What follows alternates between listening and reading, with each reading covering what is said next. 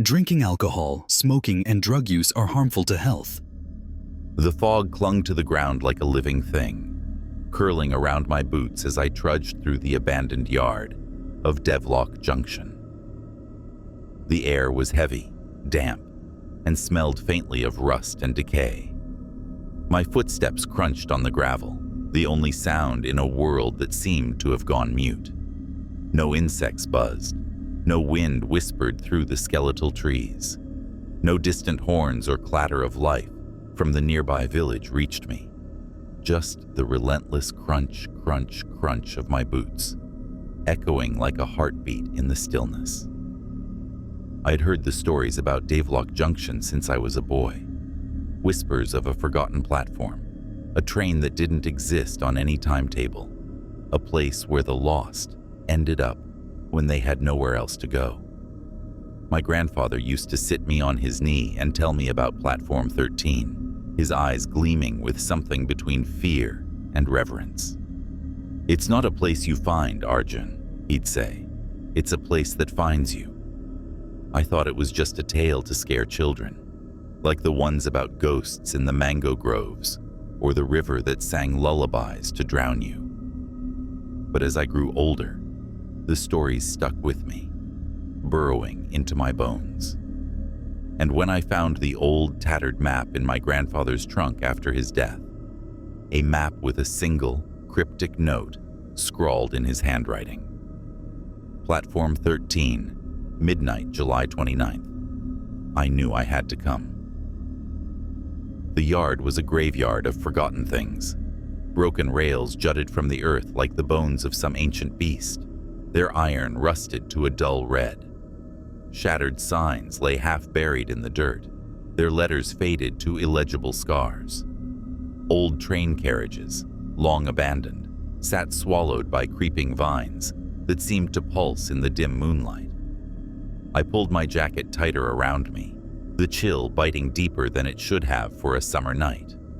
The moon hung low and full, its light casting long shadows, or at least it should have. I stopped dead in my tracks. My shadow, which had been trailing me across the gravel, flickered like a candle flame. Then it vanished. I stood still, my breath catching in my throat. I looked up.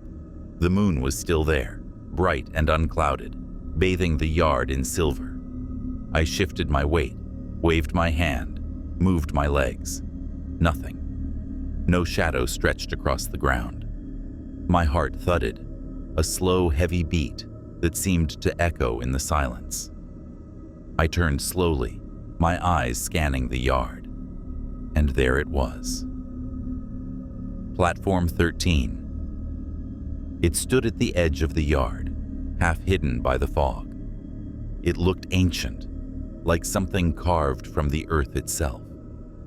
Stone arches, cracked and moss-covered, loomed over a single rusted track that twisted like a vein into the darkness. A crooked sign hung from a post, its letters barely legible. Platform 13, all destinations. Nearby, a lone bench sat, its iron frame warped and pitted with age. The platform seemed to hum with a strange energy, a vibration I felt in my chest rather than heard. I don't know how long I stood there, staring. Minutes, maybe. Hours. Time felt slippery, like it was bending around the platform. Then I heard it, a low, guttural groan, like the earth itself was exhaling. Fog swirled, thicker now, and from its depths came the train. It rolled into view with an unnatural slowness, its black carriages gleaming like polished obsidian. Steam hissed from its wheels, curling upward in tendrils that seemed to writhe with purpose. The train was old, impossibly so, its design a relic of a bygone era. Brass fittings glinted faintly, and the windows glowed with a sickly yellow light. It stopped with a screech that set my teeth on edge, and a single door slid open with a hiss, like the breath of something alive. I hesitated. Every instinct screamed at me to turn back, to run through the fog and never look over my shoulder. But the map in my pocket felt heavy, like it was anchoring me to this moment. My grandfather's words echoed in my mind. It finds you. I took a deep breath, my lungs burning with the cold, and stepped toward the door. The interior of the train was a shock. It was pristine, almost luxurious, a stark contrast to the decayed exterior. The carriage was Victorian in style, plush velvet seats in deep burgundy, polished brass fittings, and oil lamps casting a warm, flickering glow. The air smelled faintly of wax and old leather, with an undercurrent of something sharper, like ozone after a storm. But something was wrong. The carriage felt alive, in a way I couldn't explain. The walls seemed to pulse faintly, and the shadows cast by the lamps didn't quite align with the objects around them. I wasn't alone. The carriage was half full of passengers, but they were unlike any I'd ever seen. They sat in perfect stillness, their faces pale and expressionless. A man in a tattered suit stared out the window, his hands folded neatly in his lap. A woman in a faded dress read a newspaper, its pages yellowed and brittle, dated decades ago. A child, no older than 10, sat clutching a porcelain doll, her eyes fixed on the floor.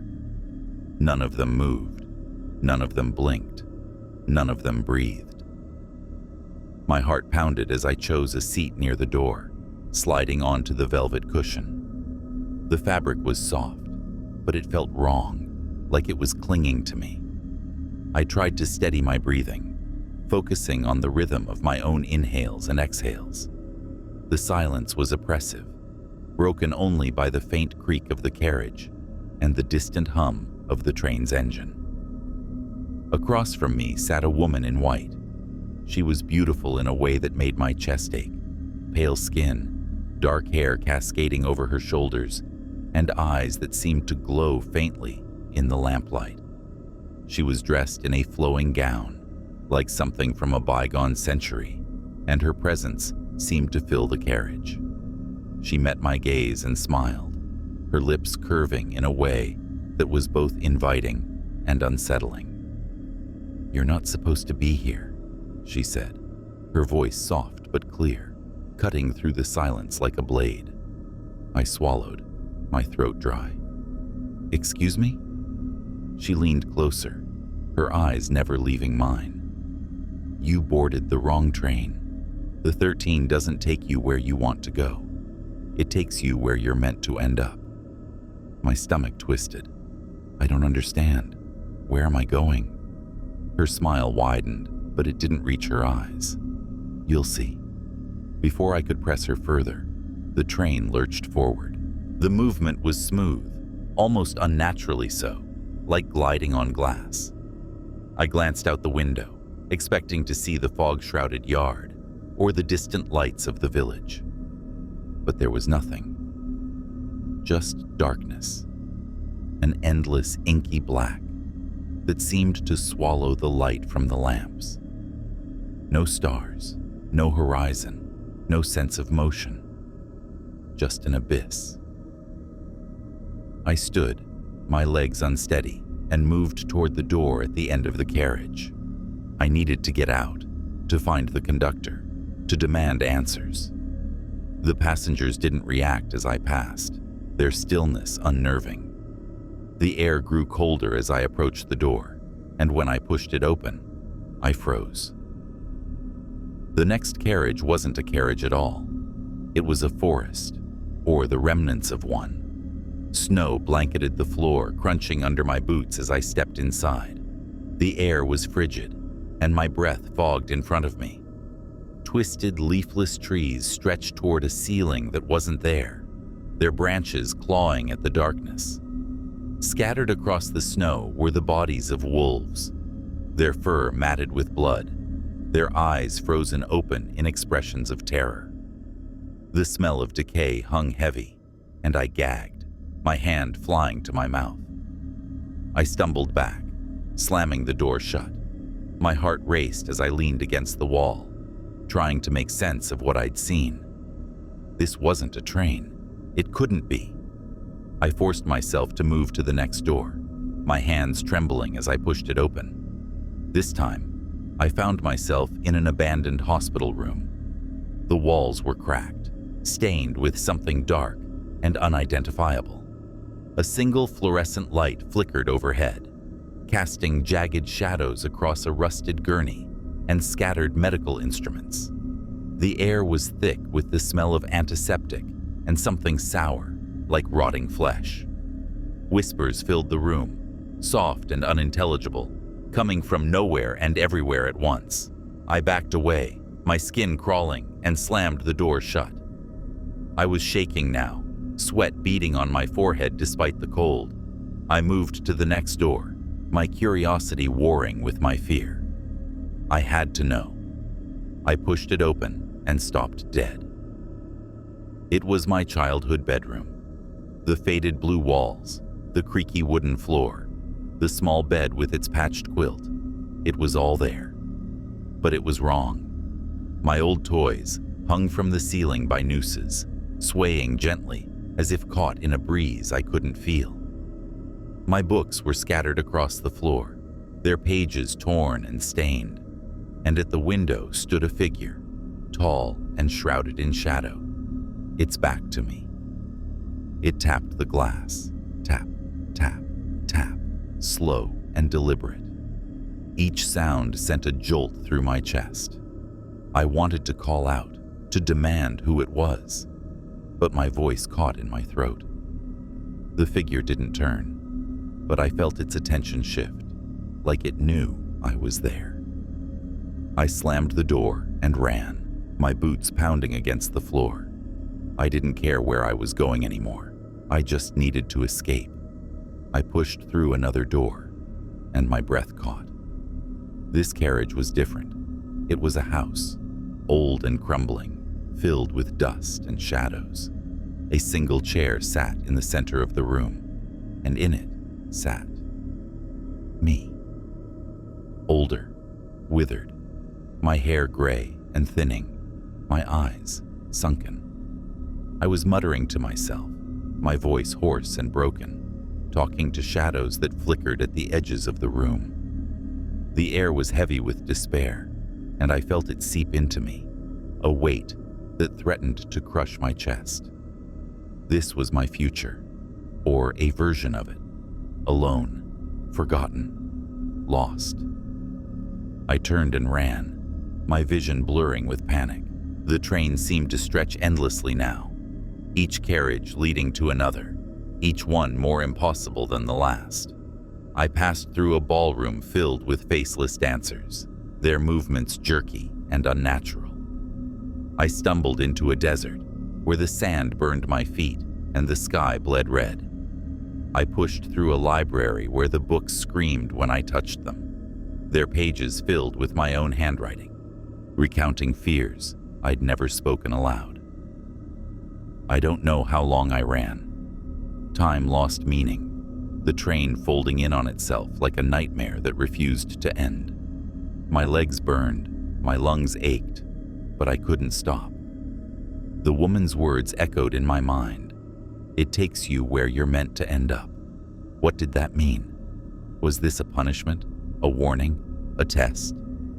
Finally, I reached a door that felt different, heavier. The handle was cold, almost burning my palm with its chill. I pushed it open, expecting another nightmare. Instead, I found the original carriage, the velvet seats, the brass fittings, the oil lamps.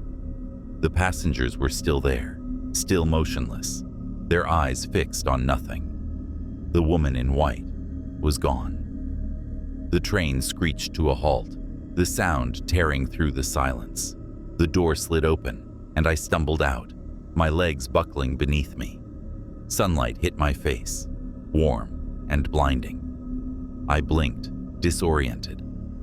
Birds chirped in the distance, and a soft breeze carried the scent of wildflowers. I was back at Devlok Junction. But it was morning now, the fog gone, the yard bathed in golden light. I turned to look at platform 13. It was gone. No tracks, no rusted sign, no stone arches, just an empty stretch of gravel and weeds, as if it had never existed. My heart was still racing, my hands trembling as I tried to process what had happened. "You made it."